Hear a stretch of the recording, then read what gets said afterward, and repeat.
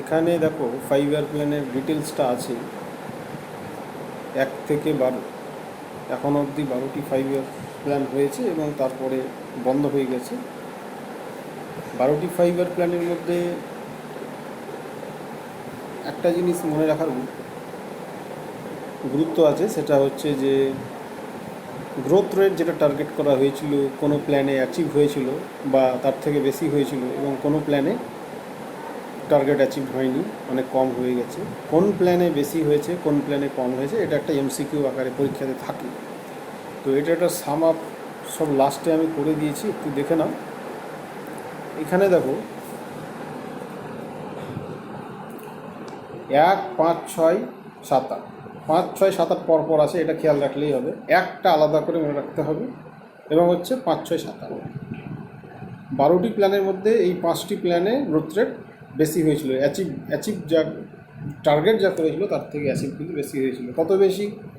First 5 year প্ল্যানে 1.5% বেশি হয়েছিল টার্গেটের থেকে। 5 নম্বরে 0.4 অথবা 0.6, এটা ডেটা বিভিন্ন রকম পাওয়া যায়। 6 নম্বরে 0.2, 7 নম্বরে 1.01, 8 নম্বরে 1.2%। এটা কিন্তু এটা কিন্তু টার্গেট রেট নয়, কতটা বেশি হয়েছিল। তো প্রথমত এটা একটা প্রশ্ন হয়, কোনটায় বেশি হয়েছিল একটা, এবং আরও একটা প্রশ্ন হয় যে কোনটিতে সব থেকে বেশি হয়েছিল। এখানে দুটো মনে রাখতে হবে, একটা হচ্ছে ফার্স্ট সব থেকে বেশি, দেখো 1.5% বেশি হয়েছিল টার্গেটের থেকে। অপশানে যদি ফার্স্ট না থাকে তাহলে 5, 6, 7-এর 5, 6, 7, 8-এর মধ্যে কোনটা বেশি হয়েছিল ভালো করে খেয়াল করো। 8 নম্বর 1.2%। অর্থাৎ ফার্স্ট যদি থাকে তাহলে অবশ্যই ফার্স্ট সব থেকে বেশি। অপশানে ফার্স্ট 5 ইয়ার্স প্ল্যান যদি না থাকে তাহলে কিন্তু 8 নম্বর সব থেকে বেশি হয়েছিল। এটা অবশ্যই খেয়াল রাখবে। ডিটেলস যেখানে আলোচনা করা আছে লাইন বাই লাইন যেখানে বলবো, সেখানেও ব্র্যাকেটে মোর অর লেস লেখা আছে, কিন্তু এটা একসাথে সাম আপ করা আছে 1, 5, 6, 7, 8। খেয়াল রাখবে। এবার ফার্স্ট 5 ইয়ার প্ল্যানে যেগুলো মনে রাখা দরকার, প্রথম পয়েন্ট হচ্ছে যে this plan was based on কোন মডেলের উপর বেস করে, এটা খেয়াল রাখতে হবে, হ্যারড ডোমার মডেল। 2 নম্বর এমফাসাইজড, জোর দেওয়া হয়েছিল কিসের উপরে, সেটা হচ্ছে এগ্রিকালচার প্রোডাকশন, অর্থাৎ কৃষির উপর জোর দেওয়া হয়েছিল, এটা মনে রাখলেই হবে। এখানে শুধুমাত্র আন্ডারলাইন এবং হচ্ছে টিকমার্ক বা যেগুলো হ্যান্ড রিটিন আছে এগুলো পরীক্ষার জন্য বিশেষ করে ইম্পর্ট্যান্ট, তাই আমি ওগুলোই বলে যাব। সফট কপি থেকে তোমরা সবগুলোই করতে পারো, আমি শুধুমাত্র ইম্পর্টেন্টগুলো বলে যাচ্ছি। 4 নম্বর পয়েন্টে আছে যে major dam projects, Bhakra Nangal, Hirakud, Mettur dam, এগুলো কিন্তু started during this plan period, এই সময়কালে কিন্তু শুরু হয়েছিল। এটা কৃষির সাথে রিলেটেড আছে, কৃষির উপর জোর দেওয়া হয়েছিল। আর কৃষিতে উন্নতি করতে গেলে ইরিগেশন ব্যাপারটা উন্নতি অবশ্যই দরকার, যার সাথে ড্যামগুলো রিলেটেড, তাই সেভাবেই খেয়াল রাখতে হবে যে ভাকরানাঙ্গাল, হীরাকুদ এবং Mettur dam started during this plan period. Growth rate 2.1% target করা হয়েছিল, যে যা ছিল তার থেকে 2.1% বাড়বে, কিন্তু বেড়েছিল 3.6%, যেটা 1.5% বেড়েছে, সেটা যেটা দেখানো হলো। টাইম পিরিয়ডটা নিয়ে আমি শেষে বলে দিচ্ছি, ওখান থেকে বেশ কিছু প্রশ্ন দেই যে ফার্স্ট 5 ইয়ার প্ল্যান কোন সাল থেকে কোন সাল, সেকেন্ড 5 ইয়ার প্ল্যান কোন সাল থেকে কোন সাল, পরিকল্পনা ছুটির যুগ ছিল কখন হয়নি, তো ওটা আমি সব লাস্টে বলে দিচ্ছি। সেকেন্ড 5 ইয়ার প্ল্যানের মনে রাখতে হবে যেটা গুরুত্বপূর্ণ, গ্রোথ রেট মোর অর লেসটা আমি আর বলছি না, ওটা ওখান থেকে একবারই তোমরা জেনে নিলে, পার্সেন্টেজ মনে রাখার দরকার নেই। লাস্ট 9, 10, 11, 12, বিশেষ করে 11, 12 এই দুটো পার্সেন্টেজ জেনে রাখতে হবে, গ্রোথ রেট কত, টার্গেট কত, অ্যাচিভ কত, বা লাস্ট 4টে জেনে রাখলে পরীক্ষার জন্য যথেষ্ট। প্রথম দিকেরগুলোর পার্সেন্টেজ জানা দরকার নেই, শুধু মোর অর লেস টার্গেট থেকে অ্যাচিভমেন্ট বেশি হয়েছিল না কম হয়েছিল এটা জানলে কিন্তু হয়। Second 5 year plan, second 5 year plan 1 number, this plan followed the Mahalanobis model. প্রথমটা হ্যারড ডোমার মডেল হলো, এটা হচ্ছে মহলানবিশ মডেল, এটা খেয়াল রাখতে হবে যে মহলানবিশের থিওরি অনুসারে এটা হয়েছিল। 2 number, this plan is paid major emphasis, প্রথমটা এগ্রিকালচারের উপর মেজর এমফ্যাসিস ছিল, এটাতে মেজর এমফ্যাসিস কার উপরে ছিল, ইন্ডাস্ট্রিয়াল প্রোডাক্টস, বা এটাকে বলা হয় ভারী শিল্প বলা হয়, হেভি ইন্ডাস্ট্রিও বলা যায়, এটা খেয়াল রাখতে হবে। ইন্ডাস্ট্রিয়ালাইজেশনের উপর ওখানে বেশি গুরুত্ব দেওয়া হয়েছিল। এবং ইন্ডাস্ট্রির সাথে কী রিলেটেড? লৌহ ইস্পাত কারখানা। তো এখানে 3 নম্বরে লেখা আছে যে ভিলাই, দুর্গাপুর এবং রৌরকেল্লা এই সময় কিন্তু এই প্ল্যান পিরিয়ডে প্রতিষ্ঠিত হয়েছিল। টার্গেট গ্রোথ রেটটা আমি আর বলছি না, এটা ওখান থেকে কম না বেশি জেনে নেবে। Third 5 year plan. থার্ড 5 ইয়ার প্ল্যানের ক্ষেত্রে গুরুত্বপূর্ণ যে এই প্ল্যানকে গ্যাডগিল যোজনা বলা হয়। প্রথমটা যেমন হ্যারল্ড ডোমার মডেল, দ্বিতীয়টা মহলানবিশ মডেল, তেমনি থার্ড 5 ইয়ার প্ল্যানকে কিন্তু গ্যাডগিল যোজনা বলা হয়। এখান থেকে গুরুত্বপূর্ণ মনে রাখার 3 নম্বরে লেখা আছে যে India fail to achieve its target. টার্গেটটা অ্যাচিভ করতে ফেল হয়ে গিয়েছিল due to war with China in 1962 and Pakistan in 1965 and bad monsoon. 3টে কারণে। 1962 সালে চায়নার সাথে যুদ্ধ, 1965 সালে পাকিস্তানের সাথে যুদ্ধ এবং খারাপ আবহাওয়া অর্থাৎ খরা বা অনাবৃষ্টি ইত্যাদির কারণে এগ্রিকালচারাল প্রোডাকশন প্রচুর মার খেয়ে যাওয়ায় টার্গেট ধারে কাছেও যেতে পারেনি। সেটা তোমরা লাস্ট লাইনে আন্ডারলাইন করা আছে। 5.6% টার্গেট করা হয়েছিল, মাত্র 2.4% অ্যাচিভ হয়েছিল, ভেরি লেস। এই 3টি প্ল্যানের পরে কিন্তু এই বিভিন্ন অ্যাডভার্স কারণের জন্য, যেমন বড় বড় বড় যুদ্ধই বলতে পারি আমরা, চীনের সাথে যুদ্ধ, পাকিস্তানের সাথে যুদ্ধ একই প্ল্যান পিরিয়ড এবং তার সাথে অনাবৃষ্টি বা ব্যাড মনসুন, এর ফলে রিসোর্স এতটাই কমে গিয়েছিল যে প্ল্যান করার মতো আর কিছু ছিল না। তো বাধ্য হয়ে তারা ছোট ছোট অর্থাৎ বাৎসরিক বা 1 বছরের প্ল্যান করেছিল। তো এইরকম 3টি অ্যানুয়াল প্ল্যান হয়েছিল, তারপরে কিন্তু আবার 5 ইয়ার্স প্ল্যান শুরু হয়। 3 অ্যানুয়াল প্ল্যান, এটাকে পরিকল্পনার ছুটির যুগ বলা হয় বা বার্ষিক পরিকল্পনা যুগ বলা হয়। সেটা 1966 থেকে 69 সাল। এটা টাইম পিরিয়ড যখন ডিসকাশন করব লাস্টে বা আরও একটা পার্টে, তখন কিন্তু এটা আরও ভালো করে ক্লিয়ার হবে। এখন জাস্ট জেনে রাখো যে 3টি অ্যানুয়াল প্ল্যান হয়েছিল 3টের পরে। এবং এর সাথে আমি এটাও বলি যে প্রথম 3টের পরে 3 বছর অ্যানুয়াল প্ল্যান হয়েছিল, তারপরে আরও 2টো অর্থাৎ 5 নম্বরের পরে 2 বছর অ্যানুয়াল প্ল্যান হয়েছিল, তারপরে আরও 2টোর পরে অর্থাৎ 7 নম্বর প্ল্যানের পরে কিন্তু আবার 2টো বা 2 বছর অ্যানুয়াল প্ল্যান হয়েছিল। এই 12টা 5 ইয়ার্স প্ল্যান পিরিয়ডের মধ্যে 3বার কিন্তু পরিকল্পনা ছুটির যুগ দেখা গেছিলো। সেটা আমি একটা ফর্মুলা বলি যে 3-2-2। 3-2-2 মানে হচ্ছে যে 3টি প্ল্যানের পরে 3 বছর, 2টি প্ল্যানের পরে 2 বছর, আবার 2টি প্ল্যানের পরে, প্রথমে 3টি হলো, তারপরে আবার 2টি হলো, তারপরে আবার 2টি হলো, তারপরে কিন্তু পরিকল্পনা ছুটির যুগেও দেখা গেছে 3-2-2। এবং যত বছর পরে বা জটার পরে তত বছরই দেখা গেছে। 3-2-2 ফর্মুলাটা মনে রাখবে, টাইম পিরিয়ডটা তখন আলাদা করে মনে রাখতে হবে অবশ্যই। এরপরে হচ্ছে 4th 5 year plan. 4th 5 year প্ল্যানে যেটা মনে রাখতে হবে যে 2 নম্বরে লেখা আছে যে 14 মেজর ইন্ডিয়ান ব্যাঙ্কস ন্যাশনালাইজ। 14টি ব্যাঙ্ক যেটা 1969 সালে ন্যাশনালাইজ হয়েছিল। এটা history of banking in India, অর্থাৎ ব্যাংকের যে ইতিহাসের যে নোটসটা আছে সেখানে আরও ভালোভাবে লেখা আছে, তাই এখান থেকে অত জানার প্রয়োজন নাই।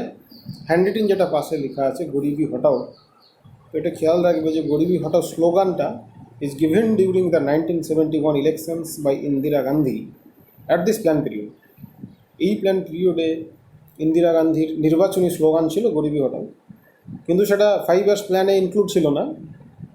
পরবর্তী যে 5 ইয়ার্স প্ল্যান অর্থাৎ 5th 5 ইয়ার প্ল্যানে সেটা ইনক্লুড করা হয়েছিল গরিবি হটাও। তাই পরীক্ষাতে যদি থাকে যে গরিবি হটাও এটা কোন 5 ইয়ার্স প্ল্যানে যুক্ত, অবশ্যই 5 নম্বরই হবে। ওরা যদি স্পেশালি উল্লেখ করে দেয় যে গরিবি হটাও স্লোগানটা কি দেওয়া হয়েছিল, স্লোগানটা দেওয়া হয়েছিল কোন প্ল্যান পিরিয়ডে, তখন কিন্তু 4th 5 ইয়ার প্ল্যান হবে। কিন্তু শুধুমাত্র যদি বলে যে গরিবি হটাও কোন 5 ইয়ার্স প্ল্যান যুক্ত, তাহলে কিন্তু অবশ্যই 5th হবে। এটা খেয়াল রাখবে, এটা অনেক সময় একটু অনেকের কনফিউশন লেগে যায়। এছাড়া আর 4th 5 ইয়ার প্ল্যান থেকে মনে রাখার কিছু নাই। 5th 5 year plan, 5th 5 year প্ল্যানে এটা original approach by C Subramaniam এবং ফাইনাল ড্রাফট বাই ডিপি ধর। প্রসেসিংয়ে তোমরা দেখেছো যে ড্রাফটিংয়ের ব্যাপারগুলো ওখানে উল্লেখ ছিল। যাই হোক, এই নাম দুটো একটু ইম্পর্টেন্ট আছে, খেয়াল রাখবে। অরিজিনাল অ্যাপ্রোচ করেছিল সুব্রমণিয়াম, ফাইনাল ড্রাফট যেটা সেটা বানিয়েছিল ডিপি ধর। 1 নম্বর পয়েন্টে উল্লেখ আছে this 5 year plan led stress, গুরুত্ব দিয়েছিল অন এমপ্লয়মেন্ট, কর্মসংস্থানের উপরে, চেকিং ইনফ্লেশন মূল্য বৃদ্ধি যাতে কন্ট্রোল হয়, নিয়ন্ত্রণ হয়, পভার্টি অ্যালিভিয়েশন, দরিদ্র দূরীকরণ বা গরিবি হটাও যেটা বলা হলো, এবং জাস্টিস, নেই বিচার, অর্থাৎ একটা সবার মধ্যে সমতা বিচার, সমতা যাতে বিরাজমান হয় সেই দিকে। নেই বিচার যেটা কি বলে, যে যারা ধনী তারা ধনী হতে থাকলো, যারা গরিব তারা কী থেকে, সেটা না, এটা নেই বিচার, জাস্টিস কথা বলা হয়েছে। তো এই পয়েন্ট কথা মনে রাখতে হবে যে এমপ্লয়মেন্ট, চেকিং, ইনফ্লেশন, মূল্যবৃদ্ধি নিয়ন্ত্রণ, পভার্টি অ্যালিভিয়েশন বা গরিবি হটাও, এবং জাস্টিস, নেই বিচার। 2 নম্বর হচ্ছে the plan also focused on self reliance, স্বনির্ভরতা। সেলফ রিলায়েন্স মানে স্বনির্ভরতা on in agricultural production and defence. কৃষিজ উৎপাদনের ক্ষেত্রে যেমন এখনও আমাদের অনেক কিছু বাইরে থেকে আর কি কৃষিজ প্রোডাকশন, কৃষিজ পণ্য কিন্তু আমদানি করতে হয়, যেমন ডাল বা এরকম আরও কিছু আছে। তো এগ্রিকালচার প্রোডাকশনের উপরে যাতে স্বনির্ভর হওয়া যায় সেই দিকে একটু ফোকাস করা হয়েছে। এবং ডিফেন্সের ক্ষেত্রে এখনও আমাদের বাইরের প্রযুক্তি বা বাইরে থেকে নিতে হয়, এখনও স্বনির্ভর নয়। তো তখন কিন্তু ফোকাস করা হয়েছিল দুটো জিনিসই যাতে স্বনির্ভর হতে পারে।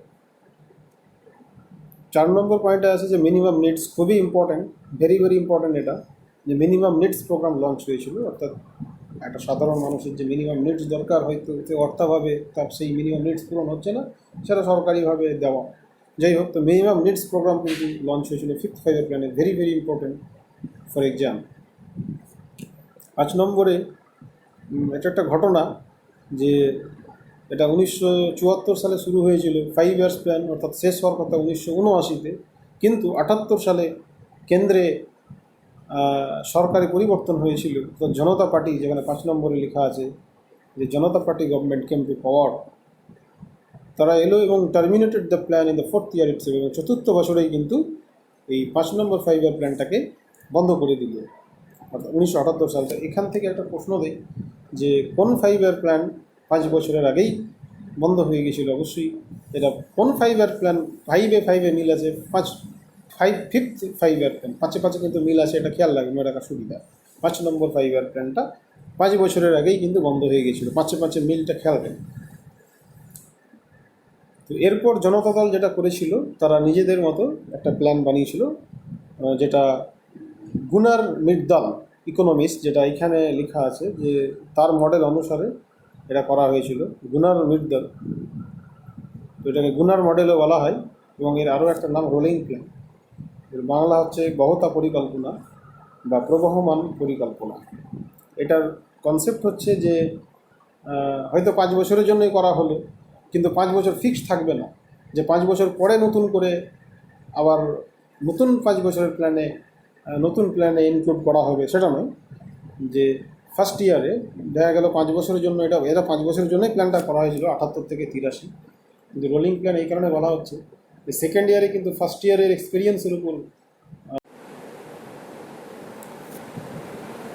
তাহলে রোলিং প্ল্যান যেটা মনে রাখতে হবে যে ডিউরেশন 1978 থেকে 80, 2 বছর, কিন্তু এটা করা হয়েছিল 5 বছরের জন্য, 78 থেকে 83 এখানে উল্লেখ আছে। কিন্তু 80 সালে আবার কংগ্রেস ক্ষমতায় ফিরে এলে আবার পুনরায় সেই 5 ইয়ার প্ল্যানটা চালু করে। রোলিং প্ল্যান বলার কারণ যেটা মনে রাখতে হবে যে এটা ফার্স্ট ইয়ারের অভিজ্ঞতার উপর ভিত্তি করে সেকেন্ড ইয়ারে কিন্তু কিছু এডিটিং করতো, কিছু ডিলিশন করতো, সেই কারণে এটাকে বহতা বা প্রবহমান পরিকল্পনা বলা হয়, আর এটাকে গুনার মডেল বলা হয়, গুনার মির্দালের নাম অনুসারে। এই কটা জিনিস খেয়াল রাখলে হবে। এরপরে আসছে 6th 5 ইয়ার প্ল্যান। এখান থেকে যেটা মনে রাখা দরকার যে বেসিক অবজেক্টিভ কী ছিল, আর পভার্টি ইরাডিকেশন, দারিদ্রতা দূরীকরণ বা দারিদ্রতা নির্মূলীকরণ, অ্যান্ড টেকনোলজিক্যাল সেলফ রিলায়েন্স, প্রযুক্তিগত স্বনির্ভরতা। দুটো জিনিস খেয়াল রাখতে হবে, এখানে আর কিছু জানার প্রয়োজন নাই। 7th 5 ইয়ার প্ল্যান, এখানে মনে রাখা দরকার যে for the first time private sector got the priorities over public sector during this plan. অর্থাৎ পাবলিক সেক্টর বলতে সরকারি ক্ষেত্র, প্রাইভেট সেক্টর বেসরকারি ক্ষেত্র। তো এই প্রথম সরকারি ক্ষেত্রের উপরে বেসরকারি ক্ষেত্রের গুরুত্ব কিন্তু পায়। এর আগে কিন্তু 1991 যে নিউ ইকোনমিক পলিসি বা নিউ ইন্ডাস্ট্রিয়াল পলিসি, এই নোটটা যখন পড়া হবে তখন আরও ক্লিয়ার হবে যে 91 সালের আগে সাধারণত সরকারি হস্তক্ষেপ খুব বেশি ছিল, সরকারি কন্ট্রোল ছিল, লাইসেন্সিং প্রথা ছিল, অনেক জটিলতা ছিল। এটা ধীরে ধীরে ধীরে সরকার কিন্তু নিজেদের কন্ট্রোলটা লুজ করতে থাকে। তো প্রথম বেসরকারি ক্ষেত্রের উপর গুরুত্ব প্রায়োরিটি পেয়েছিল কিন্তু এই 7-5 ইয়ার প্ল্যান চলাকালীন। 7-5 ইয়ার প্ল্যানে এটা একটা মনে রাখতে হবে। এরপরে হচ্ছে যে 1 নম্বর যেটা পয়েন্টে লেখা আছে, this 5 year plan aim to increase economic productivity. Economic productivity বলতে এখানে জিডিপি গ্রোথ এর সাথে যুক্ত, অর্থাৎ প্রোডাকশন বাড়বে, তার সাথে সাথে ইনকামও বাড়বে, অর্থাৎ টোটাল ইকোনমি আর কি বাড়বে। প্রোডাকশন অফ ফুড গ্রেনস, শস্য দানা শস্য উৎপাদন এবং জেনারেটিং এমপ্লয়মেন্ট, কর্মসংস্থান সুযোগ তৈরি, এই সমস্ত জিনিসগুলো গুরুত্ব দেওয়া হয়েছিল। তো 7-5 ইয়ার প্ল্যানে যেটা হ্যান্ড রিটিং লেখা আছে যে প্রাইভেট সেক্টর বেশি প্রায়োরিটি পেল প্রথমবার, সেটাই বেশি গুরুত্বপূর্ণ। তো এই দুটো হলো প্রথম 3টের পর 3 বছর পরিকল্পনা ছুটির যুগ, আবার দুটো হলো 6-7, তারপরে আবার কিন্তু পরিকল্পনা ছুটির যুগ। 1 নম্বরে যেটা লেখা আছে যে no 5 year plan was implemented during this period due to political instability. তো আবারও সেই পলিটিক্যাল কারণেই কিন্তু এখানে একটা পরিকল্পনা ছুটির যুগ দেখা গেছিল। তো ডিউরেশনটা মনে রাখতে হবে 1990 থেকে 92। এরপর হচ্ছে 8-5 ইয়ার প্ল্যান।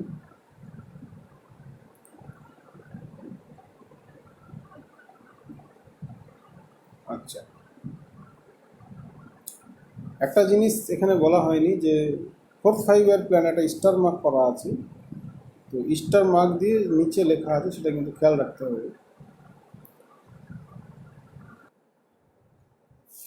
2 মেন অবজেক্টিভ, যেটা 4-5 ইয়ার প্ল্যানে স্টার মার্ক দিয়ে এখানে লেখা আছে 2 মেন অবজেক্টিভ। একটা হচ্ছে growth with stability,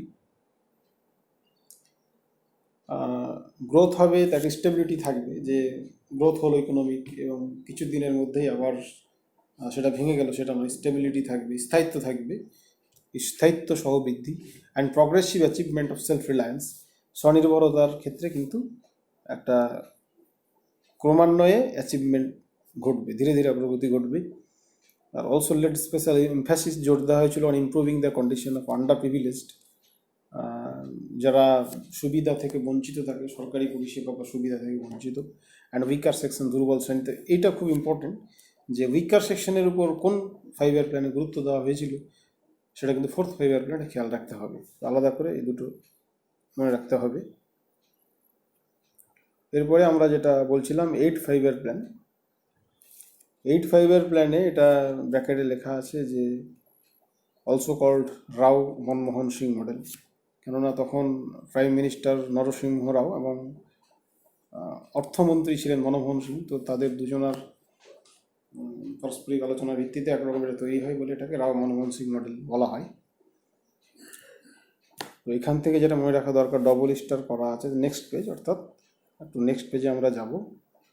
double star করে এখানে যেটা লেখা আছে যে টপ প্রায়োরিটি কোথায় দেওয়া হয়েছিল, was given to development of the human resources, মানব সম্পদ। মানব সম্পদের ক্ষেত্রে কিন্তু 8-5 ইয়ার প্ল্যানের টপ প্রায়োরিটি দেওয়া হয়েছিল। মানব সম্পদ বলতে কোনগুলোকে বোঝায়? কর্মসংস্থান অবশ্যই মানব সম্পদ, স্বাস্থ্য এটা মানব সম্পদ। তো এখানে উল্লেখ আছে এমপ্লয়মেন্ট, কর্মসংস্থান, এডুকেশন, শিক্ষা, এটাও মানব সম্পদ। আর হচ্ছে পাবলিক হেলথ, জনস্বাস্থ্য, এগুলোর উপর গুরুত্ব দেওয়া হয়েছিল। During this plan Narasimha Rao government launch new economic policy of India, নতুন অর্থনৈতিক পলিসি। এটা কিন্তু পরবর্তী নোটে পড়তে হবে, এই দুটো মনে রাখতে হবে। এরপরে আমরা নেক্সট 5 ইয়ার প্ল্যান অর্থাৎ 9-5 ইয়ার প্ল্যানে যাব। 9-5 ইয়ার প্ল্যানে launched in the 5th year of independence of India. তো এটা স্বাধীনতার 50 বছর পূর্তিতে লঞ্চ হয়েছিল 97 সাল, 47-97। আর এটাই সবথেকে গুরুত্বপূর্ণ যে মেন ফোকাসটা কিসের উপর ছিল? Growth with justice and equity. পরীক্ষাতে পুরো লাইন উল্লেখ করা থাকে, ওদের লাইনটা মনে রাখলেই হবে যে growth with justice and equity. এটা কোন 5 ইয়ার প্ল্যান? তো main focus was growth with justice and equity. এবং গ্রোথ মানে বৃদ্ধি, জাস্টিস অ্যান্ড ইকুইটি মানে নেই এবং সমতা থাকবে। যে এর আগে একবার বলা হলো যারা গরিব তারা গরিবই থেকে গেল, যারা ধনী তারা আরও ধনী হলো, এরকম নয়। ইকোনমিক বৃদ্ধি হলে গরিবদেরও যেন কিছু উন্নতি হয়, এটা হচ্ছে growth with justice and equity. Next হচ্ছে 10th 5-year প্ল্যান। এখানে প্রথমে ট্রিপল স্টার করা আছে, অর্থাৎ নেক্সট পেজে আমরা দেখব যে ট্রিপল স্টার করে কী লেখা আছে। ট্রিপল স্টার করে এখানে লেখা আছে যে this plan aims to double the per capital income of India, অর্থাৎ ভারতের যে মাথাপিছু ইনকাম, পার ক্যাপিটা ইনকাম, তো সেটাকে ডবল করার একটা লক্ষ্য নেওয়া হয়েছিল ইন দ্য নেক্সট 10 years, পরের 10 বছরের মধ্যে। It also aims to reduce the poverty ratio, দারিদ্র্যের যে অনুপাতটা ছিল সেটা 15% 2012 সালের মধ্যে তখনকার পরিপ্রেক্ষিতে কমানোর একটা লক্ষ্যমাত্রা নেওয়া হয়েছিল। এই দুটো একটু ইম্পর্ট্যান্ট আছে, খেয়াল রাখতে হবে আলাদা করে। এরপরে আমরা 11th 5-year প্ল্যানে যাব, তবে 10th 5-year প্ল্যানে আরও একটা পয়েন্ট এখানে দাগ দেওয়া ছিল, সেটা হচ্ছে যে 20 পয়েন্ট প্রোগ্রামটা কিন্তু ইন্ট্রোডিউস হয়েছিল। তবে 20 পয়েন্ট প্রোগ্রামটা এর আগেও ইন্ট্রোডিউস হয়েছিল, যেটা এখানে আর কি আমরা রিইন্ট্রোডিউস অ্যাকচুয়ালি বলতে পারি আর কি। এটা নেক্সট হচ্ছে 11th 5-year plan, prepared by C Rangarajan. এটা ইম্পর্টেন্ট আছে, 11th 5-year প্ল্যানটা কে প্রিপেয়ার করেছিল, সি রঙ্গরাজন। আর মেন থিমটাই গুরুত্বপূর্ণ এখান থেকে, এবং পার্সপেক্টিভটা এখানে জানতে হবে।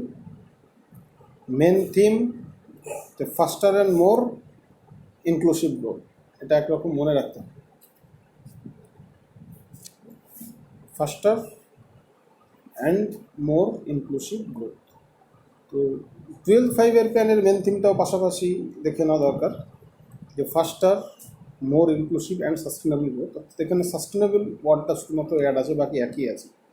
যে faster and more inclusive growth 11th 5-year প্ল্যানে, এবং 12-এ faster, more inclusive and sustainable growth কতটা যোগ আছে, এটা পরীক্ষায় থাকে।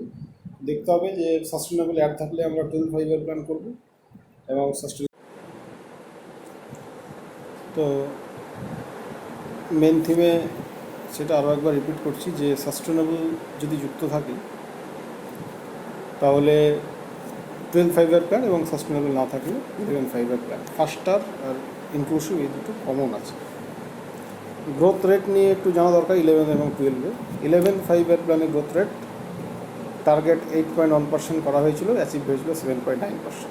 তবে এটা বিভিন্ন সোর্সে ভেরিয়েশন হতে পারে, এটা মনে রাখবে। নিয়ার অ্যাবাউট খুব কাছাকাছি মনে রাখলে খুব একটা প্রবলেম হবে না এমসিকিউতে। আর 12th 5-year প্ল্যানের ক্ষেত্রে টার্গেট করা হয়েছিল প্রথমত 8.2%, কিন্তু রানিং অবস্থায় তারা বুঝেছিল রচয়িতারা যে 8.2% অ্যাচিভমেন্ট সম্ভব নয়, সেখানে তারা গ্রোথ রেট, টার্গেট রেটটাকে কমিয়ে 8% করেছিল। 8%, তো এটা কিন্তু ইম্পর্টেন্ট, অনেক সময় পরীক্ষা আসছে যে কত থেকে কমিয়ে কত করা হয়েছে।